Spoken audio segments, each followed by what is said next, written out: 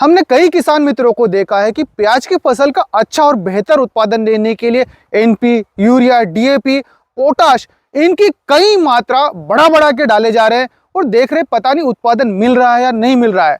तो इसका बेहतर उत्पादन लेने के लिए एक अच्छा सा हमने रिजल्ट तैयार किया है, खाद का बढ़िया कॉम्बिनेशन तैयार किया है जो आपको 20 से 30% तक अतिरिक्त खाद से बचाएगा। अब इस खाद की शुरुआत बेसल डोज से इस्तेमाल करना है तो बेसल ही क्यों, यहाँ पर आपकी मिट्टी भुरभुरी होती है। जब आप खाद खेत में इस्तेमाल करते हैं और पहला पानी लगाते हैं तो आसानी से खाद जमीन में मिल जाता है और जड़ों को लेने के लिए अवेलेबल होता है। और यदि आपने खाद पहले पानी में दिया तो यह मिट्टी के ऊपर बना रहेगा, 2-3 पानी में घुलकर पौधों की जड़ तक जाएगा और कई बार यह भाप बनकर उड़ जाता है, यह फिर काम में नहीं आता है। एक बात जानकर काफी खुशी होती है कि किसान मित्र कई अलग अलग प्रकार के फर्टिलाइजर डाल रहे हैं और नए नए प्रैक्टिकल कर रहे हैं ताकि उनकी फसल का उत्पादन काफी ज्यादा मिले। साथ ही यहाँ पर दुख भी होता है कि उन्हें अलग अलग प्रकार के फर्टिलाइजर दे दी जाते हैं और बताया भी नहीं जाता है कि किस फर्टिलाइजर को किसके साथ मिलाएंगे तो वो काम करेगा या न करेगा। जैसे माइक्रोराजा को एनपीके के साथ मिला दिया या फिर जिंक हो गया, कैल्शियम हो गया, इन्हें भी कई खादों के साथ मिला दिए जाते हैं और वो खाद आपस में मिलकर निष्क्रिय हो जाते हैं और काम भी नहीं करते हैं। तो दोस्तों इन्हीं सब बातों को ध्यान में रखते हुए एक बढ़िया खाद का कॉम्बिनेशन लेके आया हूं जो आपकी फसल के उत्पादन को काफी ज्यादा बढ़ा देगा और फसल के लिए आवश्यक भी है। वहीं इस खाद का प्रयोग हमें चौपाई के पहले, जब आपने खेत में क्यारी बना ली है, प्याज नर्सरी ट्रांसप्लांट कर रहे हैं, उसके पहले खेत में छिड़काव कर देना है ताकि जब हम प्याज की चौपाई करते हैं और मिट्टी को उथल पुथल करते हैं हमारे मजदूर तो यह खाद आसानी से मिट्टी में मिल जाता है। तो यहाँ पर सबसे पहले शुरुआत हो जाती है नाइट्रोजन अर्थात यूरिया से, जिसका डोज प्रति 1 एकड़ हमें 15 से 20 किलो रखना है। जी हाँ, उसी में हमें लेना है एनपीके 12-32-16 जिसका डोज हमें प्रति 1 एकड़ 40 किलो के आसपास रखना है। आगे बढ़ते हुए बात करते हैं एमओपी पोटाश की, जिसका डोज प्रति 1 एकड़ हमें 25 किलो रखना है। अब यहाँ पर पोटाश की मात्रा कुछ अलग अलग हो जाती है, जैसे कि आपने 10-26-26 का इस्तेमाल किया है तो सेम रखना है। वही यदि एनपीके 12-32-16 की जगह डीएपी का इस्तेमाल कर रहे हैं तो हमें एमओपी पोटाश यहाँ पर 35 किलो प्रति 1 एकड़ लेना है। अब बारी आती है सल्फर की, जिसका डोज प्रति 1 एकड़ हमें रखना है मात्र 8 किलो।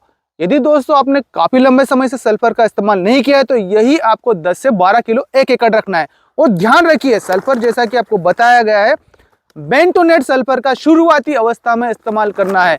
यदि आप बाद में इस्तेमाल कर रहे हैं तो वहां पर आप कोसावेट सल्फर जैसे हो गया है WG फार्म में आता है उसका इस्तेमाल कर लेना है और यह सल्फर कुछ इस प्रकार से आपको दाल वाला मिलेगा। तो ये तो हो गए आपकी प्याज की फसल के लिए आवश्यक खाद।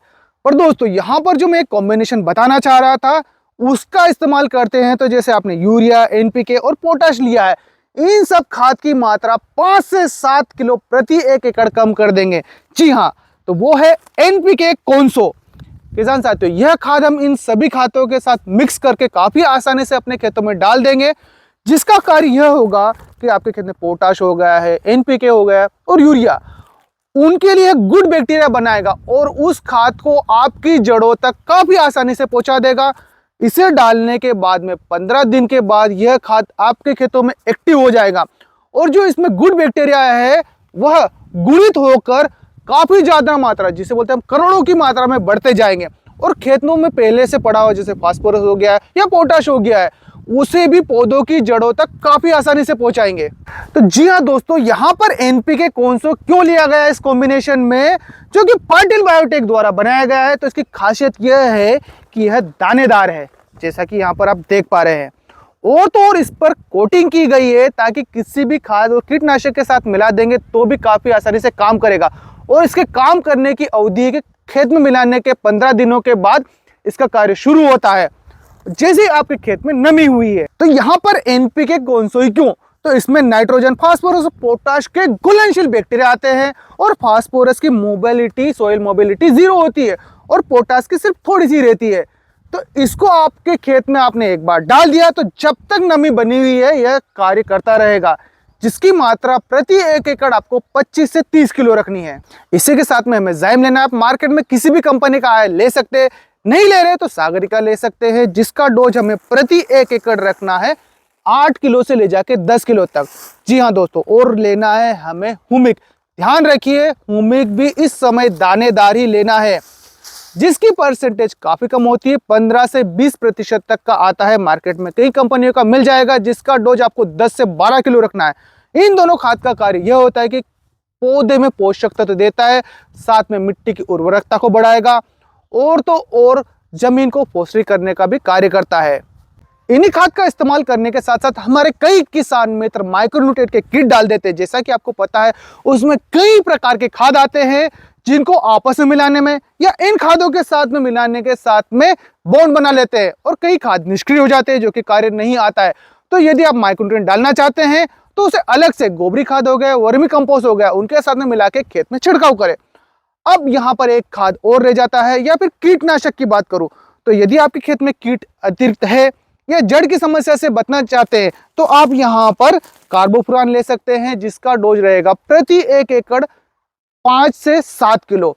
जी हाँ दोस्तों, यदि आप यह इस्तेमाल नहीं कर रहे तो फिप्रोनिल हो गया या क्लोराइड ट्रिप्लोर हो गया है, इन खाद का भी इस्तेमाल कर सकते हैं। जी हाँ दोस्तों, आपको एक एक करके मैंने खाद बताया, तो हो सकता है कि लग रहा है काफी ज्यादा खाद डलवा दिया है, पर इनकी मात्रा हमने अनुशंसित रखी है। अगर जो इनका जोड़ भी लगाया जाए तो अत्यधिक जोड़ में नहीं आता है। और यहाँ पर मैंने एक विशेष खाद बताया है आपको, एनपीके कौनसो। जी हाँ दोस्तों, इस खाद का अवश्य इस्तेमाल करें ताकि आपके खेत में पड़ा हुआ पुराना खाद है या फास्फोरस जमा है तो वो अभी आपके पौधों को काफी आसानी से मिलेगा। तो कॉम्बिनेशन कैसा लगा कमेंट जरूर कीजिए, और अपने दोस्तों को जो प्याज की फसल लगा रहे हैं उन्हें वीडियो जरूर शेयर कीजिएगा। धन्यवाद।